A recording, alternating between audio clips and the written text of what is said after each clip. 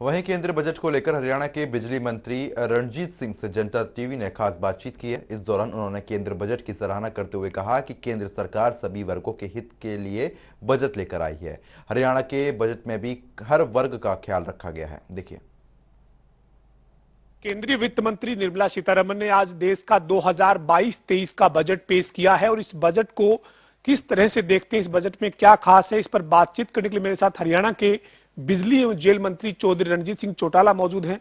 Sir, आज budget पेश हुआ है देश का 2022-23 का। इस बजट को आप कैसे देखते हैं?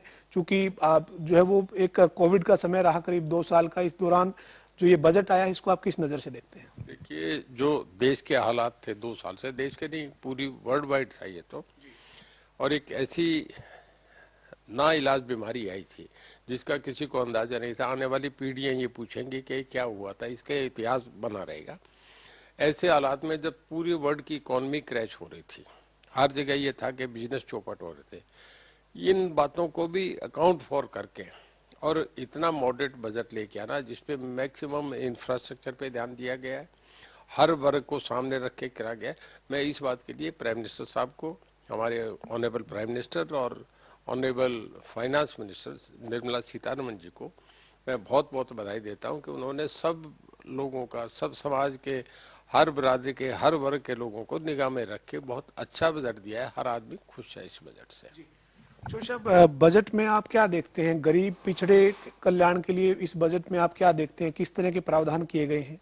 देखिए, गरीब की जहाँ तक बात करते हैं, जैसे इस बजट में मैं देख रहा हूँ कि 60 लाख जो गरीब लोग हैं, गरीब तबके के लोग हैं, जो अति निम्न लाइन से नीचे हैं, उनके लिए एक परिवार, जो प्रधानमंत्री परिवार आवास योजना आई है, उसमें 60 लाख मकान दिए जा रहे हैं। बहुत बड़ी अचीवमेंट है। और यूथ के लिए 80 लाख बच्चों को जो नौकरी दी जा रही है, ये बहुत बड़ा काम है। कितनी एम्प्लॉयमेंट दी जा रही है, इन हालात में एम्प्लॉयमेंट दी जा रही है।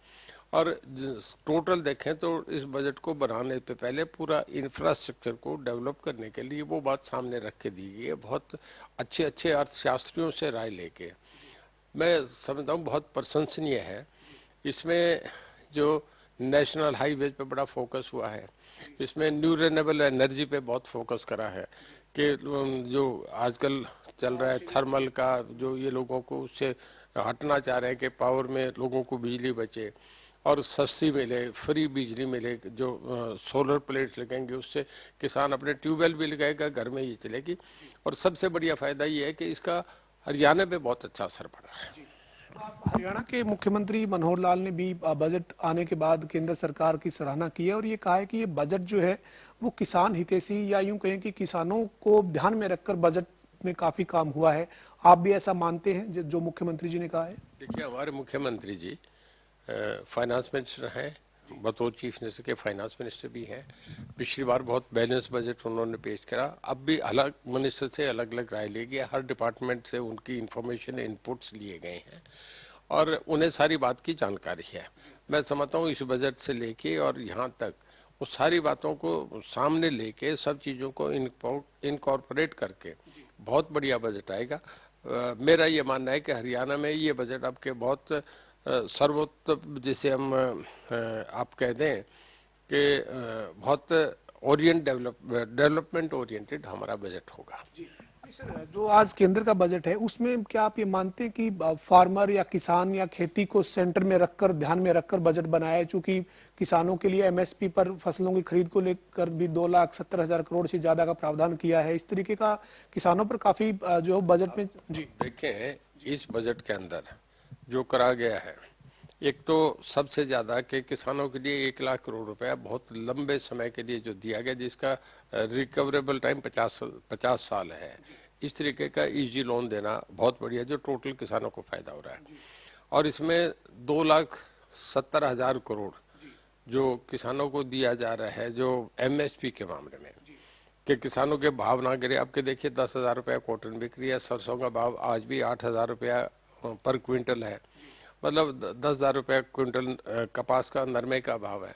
तो किसान को जो एमएसपी का ही ये देख के इसका रुझान आया लोगों में, कि व्यापारियों में, कि आपका जो फसलें हैं वो बहुत ऊंचे भाव पे ली जाएंगी। सरकार की बहुत बड़ी सपोर्ट है कि 2,75,000 करोड़ रुपया इसमें रखा गया ताकि एमएसपी स्टेबल रहे, गाँव को, किसानों को उनका ठीक भाव मिले। और इसके बाद उन्होंने जो न्यूरेबल एनर्जी का, जिसका मैं जिक्र कर रहा हूँ, पावर सेक्टर में बहुत फ़ायदा दे रहे हैं कि लोग, किसानों को ज़्यादा से ज़्यादा ट्यूबवेल लगे। किसान को जब बिजली मिल जाए, ट्यूबवेल मिल जाए, तो मैं समझता हूँ। और जो ऑर्गेनिक खेती का इसमें प्राइमरी बेस रखा है, ऑर्गेनिक खेती का मतलब कि आपको फर्टिलाइजर की कोई कॉस्ट नहीं। और उससे मैंने देखा है, मैं कुरुक्षेत्र में हमारे आचार्य देवव्रत जी हैं जो गवर्नर है, वो इसको मेन उस पर फोकस वो करते हैं, उन्हीं से मैं देख रहा हूँ। मैंने लेक्चर भी उनके सुने। एक बार हुआ था, हमारे सीएम और पूरी कैबिनेट हम कुरुक्षेत्र गए थे, उनका सारा फार्म देख के आए। इस ऑर्गेनिक खेती से वाकई डबल और ट्रिपल लोगों की फसल हो रही है, बहुत बढ़िया हो रहा है। इस पे सबसे ज़्यादा गवर्नमेंट ने एम्फेसाइज करा है, ये बहुत बढ़िया बात है, किसानों का बहुत भले की बात है। सर, बजट आज पेश हुआ है, केंद्रीय वित्त मंत्री ने बजट पेश किया, लेकिन विपक्ष जो है वो इसको निराश बजट बता रहा है। इस बजट में कोई विजन नहीं बता रहा है और ये कहा है कि आंकड़ों का खेल है, आंकड़ों की कलाबाजी की गई है और कोई भी, किसी भी वर्ग के हित का ये बजट नहीं है। विपक्ष का ये आरोप है सर। देखिए, एक रिवाज बन गया कि जब भी बजट पेश होता है विपक्ष उसकी आलोचना करता है, और वो पहले ये बनाने लगते हैं, वो ये नहीं देखते बजट में क्या क्या चीज़ आ रही है, वो ये देखने लगता है कि क्रिटिसाइज किस चीज़, पहले रात भी लिखते हैं, फिर आपस में सलाह करते हैं कि कहाँ क्रिटिसाइज उन्हें करना होता है। उन्हें 5 साल निकालने हैं विपक्ष में रह के, इस करके उनका काम है ये करना। अगर रचनात्मक आलोचना हो कुछ मुद्दों पे, उनका अगर कोई क्रिटिसिज्म आता है तो गवर्नमेंट ऐसा नहीं है, उससे संशोधन भी कर लेती है। मैंने पिछले पार्लियामेंट में भी देखा था, जब कुछ अच्छे सुझाव आए तो उन्होंने अगले दिन उसमें इम्प्लीमेंट भी करा है, ये करा भी है। तो कोई रचनात्मक क्रिटिसिज्म हो तो उसका स्वागत है, और अगर ये सोच के करे विपक्ष के करना है तो लोग भी ये लेते हैं, वो कहते हैं भाई ये बजट पेश करेंगे, इनका काम गाली निकालना है, तो वो चलता रहता है। साथ ही सर, निर्मला सीतारमन जो केंद्रीय वित्त मंत्री, उन्होंने बजट पेश करने के बाद मीडिया से जब बातचीत की तो ये भी कहा कि किसी भी तरीके का कोई भी टैक्स जो है वो नहीं लगाया है लोगों के ऊपर, ताकि अतिरिक्त बोझ ना पड़े, टैक्स के रूप में लोगों की जेब पर कोई भी बाहर ना पड़े। तो आप ये मानते हैं कि कोई टैक्स नहीं लगाना एक तरह से हर आदमी के लिए, हर वर्ग के लिए हितकारी है? देखिए, टैक्स तब लगाया जाता है जब आपकी जेब में पैसे कम हो, जब आपकी जेब मजबूत हो, आप फाइनेंशियली साउंड हो, तो फिर ये करने की जरूरत नहीं थी। एक तो ये है कि टैक्स नहीं लगा। दूसरा, जो 2 साल से जो कोविड के क्राइसिस थे, 3 लहर जो आई थी, जिसमें सारा कुछ मैं पहले बता चुका हूँ कि सारी इकोनॉमी धरातल पे आ गए थे। उस वक्त भी हमारा 8.5% जो हमारा जीडीपी है, जो हमारा ग्रो रेट जो जा रहा है, वो 8.5% बहुत बड़ा है। कभी हमारा मैक्सिमम जब इंडिया का 9% गया था, कभी उस वक्त बड़ा चर्चा था कि सबसे स्ट्रॉन्ग इकोनॉमी इंडिया हो रही है। तो आज 8.5% इन हालात में आना, मैं ये समझता हूँ कि ये बहुत बड़ी अचीवमेंट है। सर, मेरा अंतिम सवाल है, हरियाणा के मुख्यमंत्री, वित्त मंत्री होने के नाते बजट पेश करेंगे हरियाणा का। 8 फरवरी को कैबिनेट की बैठक बुलाई गई है, जिसमें चर्चा यही है कि बजट सत्र की तारीख पर मोहर लग सकती है। तो हरियाणा के लोगों के लिए इस बार का बजट कैसा होगा, क्या उम्मीद करें हरियाणा के लोग सर? मैं तो बहुत अच्छा मानता हूँ कि हमारे सीएम साहब बहुत बढ़िया तरीके से हर वर्ग का ध्यान रख के, और जैसे सेंट्रल गवर्नमेंट का बजट आया है, इससे भी बेहतर करने का करेंगे।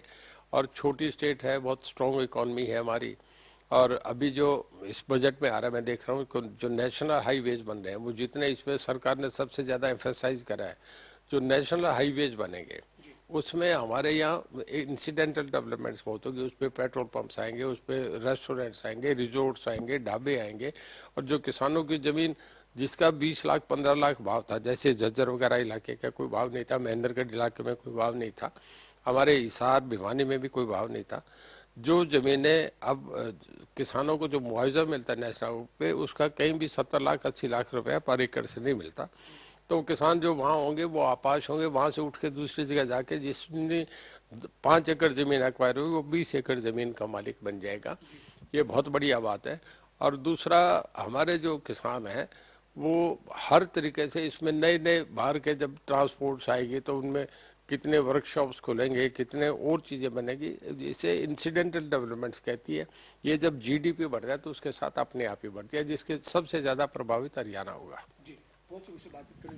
हमारे साथ हरियाणा के बिजली एवं जेल मंत्री रणजीत सिंह चौटाला मौजूद थे, जिन्होंने कहा है कि जो केंद्र का बजट 2022-23 का पेश हुआ है, ये पूरे देश के हित का बजट है, सभी वर्ग का इस बजट में ख्याल रखा गया है। खासतौर पर उन्होंने कहा कि जीडीपी जो है वो बढ़ रही है, कोविड काल होने के बावजूद जो है वो देश में जो आर्थिक विकास दर है उसकी बढ़ोतरी अपने आप में एक देश की मजबूत आर्थिक स्थिति का जो वो रोड मैप तैयार करती है। साथ ही साथ रणजीत चौटाला ने ये कहा कि हरियाणा के मुख्यमंत्री जो प्रदेश के वित्त मंत्री हैं वो भी जब हरियाणा का बजट आएगा तो पूरे प्रदेश की जनता के सभी वर्ग के हित का बजट मुख्यमंत्री लेकर आएंगे। वीडियो जर्नलिस्ट विजेंद्र सिंह के साथ पवन सिंह, जनता टीवी, चंडीगढ़।